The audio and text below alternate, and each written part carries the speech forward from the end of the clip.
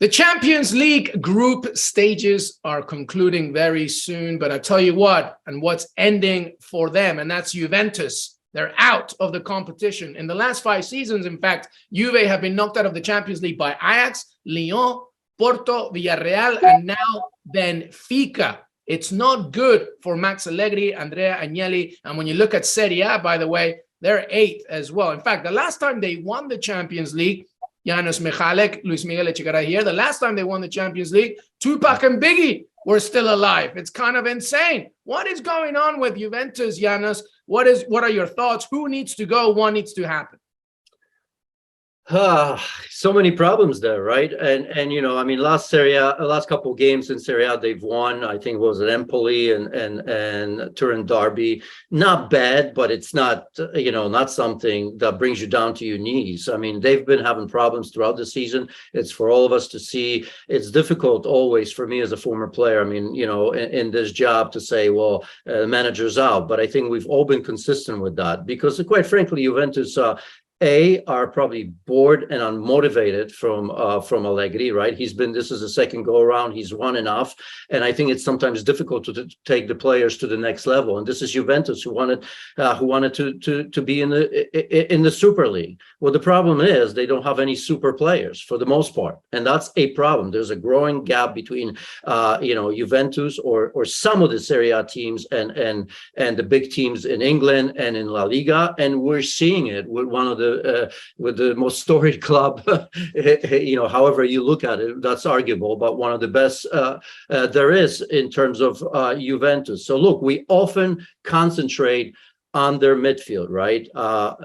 Look, there used to be Pirlo, Marchisio, Pogba, and an incredible Arturo Vidal, right? Now you look at Locatelli, Rabiot, and Weston McKennie. That's not the same. And we've talked about ad nauseum, right? But look at it defensively. I mean, this has always been a strong team defensively, right? So when you go out there with Danilo, Bonucci, not the same Bonucci, by the way, and young Federico Gatti, that's certainly not Bonucci of his best. Chiellini, the incredible defender and leader, and yes, I'm going to go that far back with Barzagli.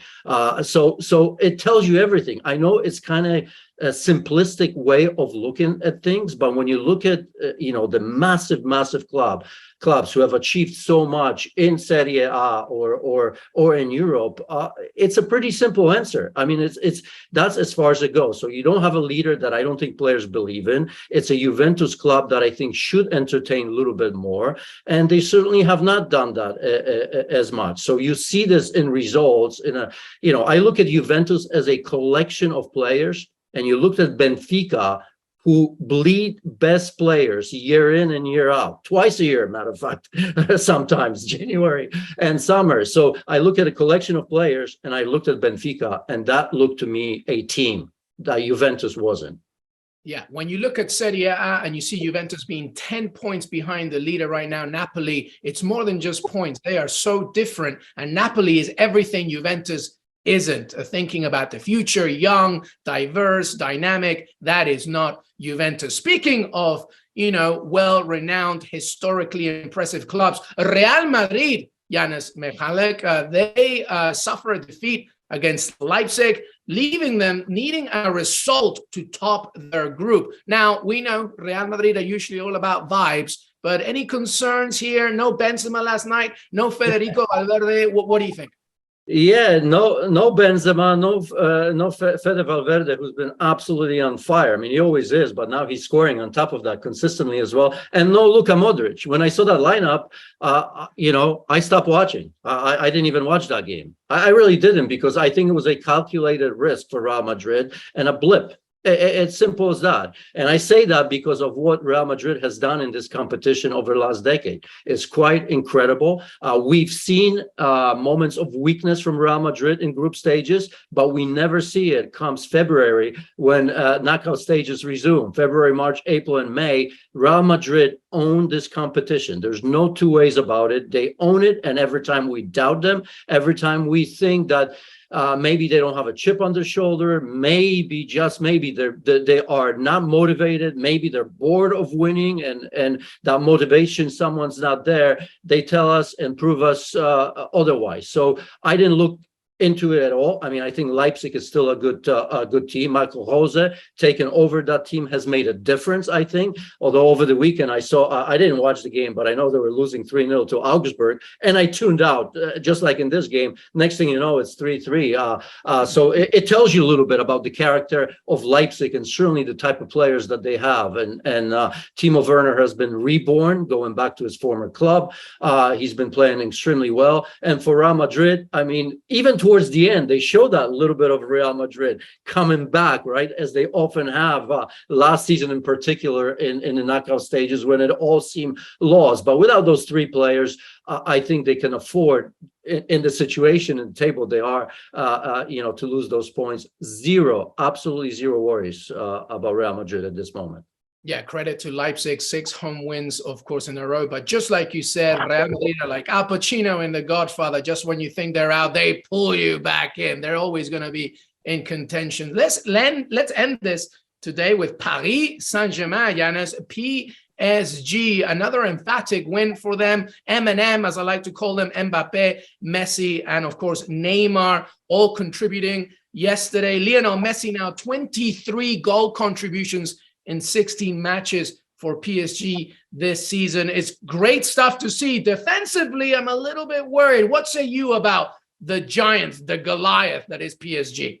Well, you took it away from me. On one hand, you look at this, and I mean, when you look at the front three, the way they played, I mean, Neymar, a goal, and I give him the assist on the own goal as well, right? He forced that own goal at some degree. Mbappe, 2 goals, 1 assist. Leo Messi, 2 goals and 2 assists. And the goals that Mbappe and Messi were scoring were absolutely unbelievable. And funny enough, I think the Neymar goal was maybe the best that we've seen from the front three on that counter, right? It was 3 against 3, and Mbappe clearing space or making space for Neymar with a little diagonal run across the defense, pulling defender inside so Neymar can get that ball and finish it off the post, was in a way almost better than the great goals that Messi and Mbappe scored, because it was indicative of what that front three can do when they're at their best, right? The interchanging of position, the quickness on the counter, just the technical and tactical ability was superb. So that was actually my favorite goal, the one that Neymar has scored. So we know what they can do there.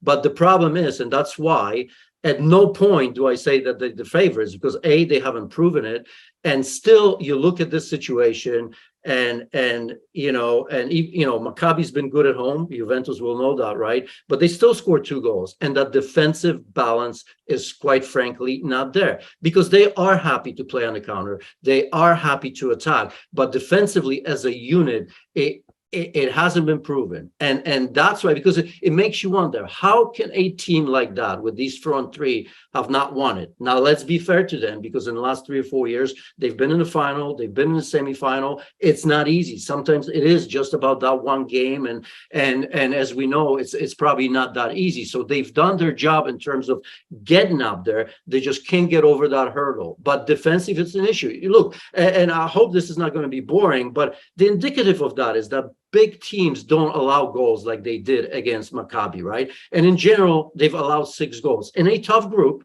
let's be honest, but 6 goals, it shouldn't happen. It shouldn't happen in a game like this when it's 7-2. That should have been 5-6-0, no questions asked. Because I look at, I have to look at Napoli, 4 goals conceded. They're still scoring, right? Tons of goals. Bayern, 2 goals conceded. Spurs, in first place, only 4 goals conceded. They're not scoring much. Chelsea, 3 goals conceded. Real Madrid, 5. Okay, you can question me on that, I suppose, but I don't worry about Real Madrid, as I've said. Manchester City, only 1 conceded. Oh, and guess what? Club Brugge, 0 goals conceded. So their numbers, they may be meaningless, but they are meaningful to me. I look at this team just like you, and I'm glad you raised that question in terms of the balance defensively, and I don't see it just yet. Verratti didn't play. He's going to help, so there's hope.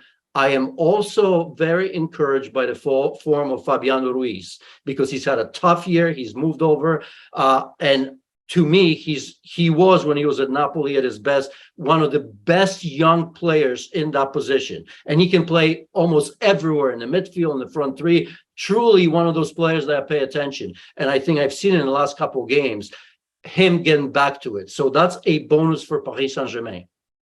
Absolutely correct. And of course, PSG is not just about conceding, but it's also the manner they concede. Big obstacles coming ahead, the World Cup, the Kylian Mbappe drama. Final question there, Janusz. What do you think? I mean, if that continues, that could also be another headache. Which one that is? Kylian Mbappe issues, like, thinking about the drama, obviously something's always going with him outside of the pitch, the Real Madrid situation. Do you think that will be an ongoing headache before the end of the season? No, I thought that for a little bit, but the way I saw him play yesterday, the way I've seen him play in the last couple of weeks, I have zero issue. If that was truly weighing on his mind, and by the way, some of these things that we're hearing about may be happening in the background, and some players can tune that out, and others, it affects them greatly on and off the pitch. I don't see any of that from Kylian Mbappe. In fact, I think he's even more motivated, maybe because of the rumors, maybe they are not true. Is he going to leave Paris Saint-Germain in the summer? Possible, but up until then, I see Kylian Mbappe at his best and fully vested. Well, the Champions League group stage is nearly to an end. One historic giant is out. Another one is giving us nerves once again. And the other one keeps on scoring, but you better protect your house as well. We will see how this whole tournament ends up. And of course, after the World Cup. Thanks so much for watching ESPN on YouTube. And for more sports highlights and analysis, be sure to download the ESPN app. And for premium content and live streaming, subscribe to ESPN Plus.